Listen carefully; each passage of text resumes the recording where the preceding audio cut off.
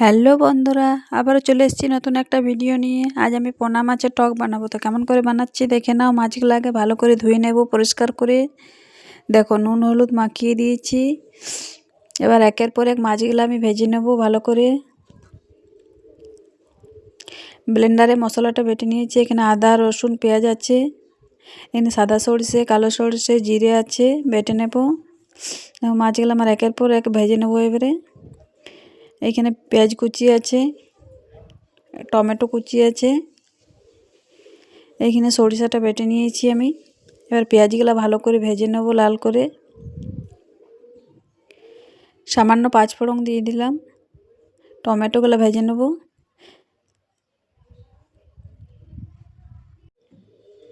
মশলাটা দিয়ে দিলাম। দিয়ে দিচ্ছি লবণ, হলুদ,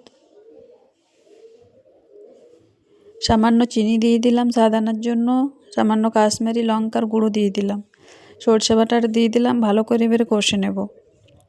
দেখো, আমার তেল ছেড়ে দিয়েছে, কষানো হয়ে গেছে। এবার জল দিয়ে দেবো। তো ভিডিওটা ভালো লাগলে লাইক কমেন্ট শেয়ার করবে এবং স্কিপ না করে পুরোপুরি দেখার অনুরোধ রইল সবার কাছে।